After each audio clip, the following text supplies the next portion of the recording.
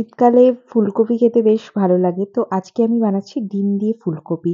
তো সেটা আমি ডিমটাকে একটু অন্যরকম ভাবেই বানাচ্ছি। তো কিভাবে বানাচ্ছি সেটা আমি শেয়ার করছি ভিডিওটা। তো আমি এখানে ৩ টে ডিম নিয়েছি। আমি এখানে শুধু ডিমের হোয়াইট পার্টটাই নেব। আমি ডিমের ইয়কটা নেব না। এরপর আমি ডিমটাকে ম্যাশ করে নেব।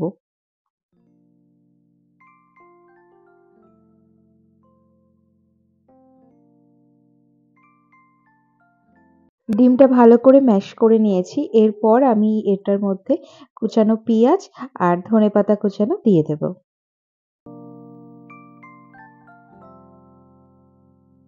এরপর এটার মধ্যে একটু বেসন দিয়ে দেব। এরপর এখানে আমি 1/4 টিস্পুন মতন গরম মসলা দিয়ে দেব। আর সল্টটা টেস্ট অনুযায়ী দিয়ে দেব। আর 1 টেবিল স্পুন মতন আমি রাইস ফ্লাওয়ার দিয়ে দিয়েছি। আমি এখানে চিলি পাউডার দিয়েছি 1/4 টিস্পুন।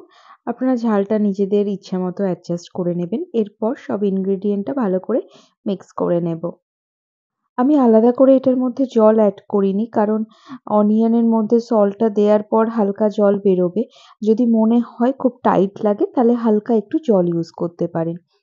এরপর আমি আরেকটা কড়াইতে তেল গরম করে নিয়েছি। এরপর আমি এগুলোকে ভাজতে দেব।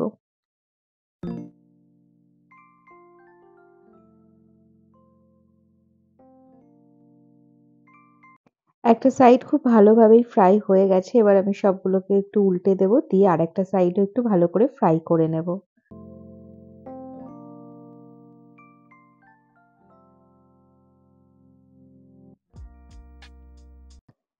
এটা হয়ে গেছে। তো এটাকে আমি তুলে রেখে দেব।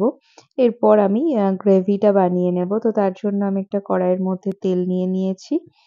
তো তেলের মধ্যে আমি বেশ কিছুটা আলু দিয়ে দিয়েছি। আলুটাকে আমি ফ্রাই করে নেব।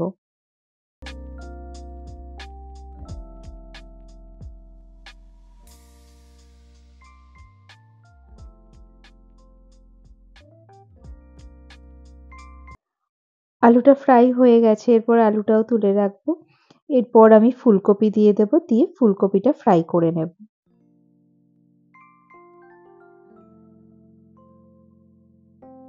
ফুলকপিটা ভালোভাবে ভাজা হয়ে গেছে। এবার আমি এটাকে উঠিয়ে নেব। এবার এই একই কড়াইতে আমি একটু ঘি দিয়ে দেব। দিয়ে আমি একটু জিরে ফোড়ন দিয়ে দেব।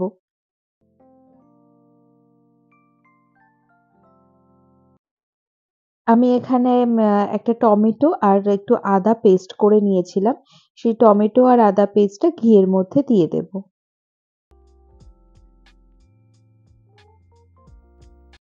মিক্সির মধ্যে যে মসলাটা লেগেছিল সেটার মধ্যে একটু জল দিয়ে দেব। এরপর একে একে গুঁড়ো মসলাগুলো দিয়ে দেবো। প্রথমেই একটু নুন দিয়ে দেব, একটু হলুদ দেব, এরপর একটু ধনে গুঁড়ো দিয়ে দেব আর একটু জিরে গুঁড়ো দিয়ে দেব।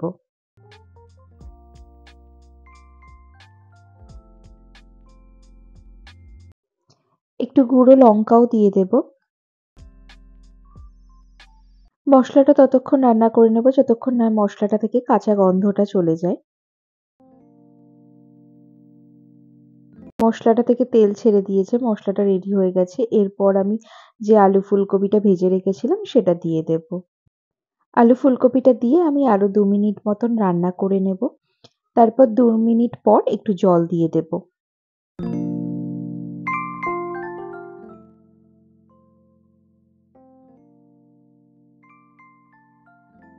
এরপর আমি একটু ঢাকা দিয়ে কিছুক্ষণ রান্না হতে দেব যাতে আলু ফুলকপিটা ভালোভাবে সেদ্ধ হয়ে যায়। এবার ঢাকনাটা খুলে দেখে নেব আলু ফুলকপিটা সেদ্ধ হয়ে গেছে কিনা। আলুটা এখানে ভালোভাবেই সেদ্ধ হয়ে গেছে। তো আমি সবশেষে একটু চিনি দিয়ে দেব আর একটু গরম মসলা দিয়ে দেব। গরম মসলা আর চিনিটা ভালো করে মিক্স করে নিয়ে এরপর আমি যে ডিমটা ভেজে রেখেছিলাম প্রথমেই সেই ডিমগুলো দিয়ে দেব। ডিমটা দিয়ে আমি গ্যাসটা অফ করে দেব যাতে ডিমের যে ক্রিস্পিটা সেই ক্রিস্পি ভাবটা থাকে।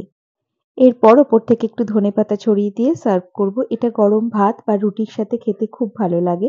আপনারা অবশ্যই রেসিপিটা বাড়িতে ট্রাই করবেন। কেমন লাগলো অবশ্যই আমাকে জানাবেন। ভালো লাগলে একটা like, comment, share and subscribe করে দেবেন। আজকের মতো তাহলে জানাই টাটা।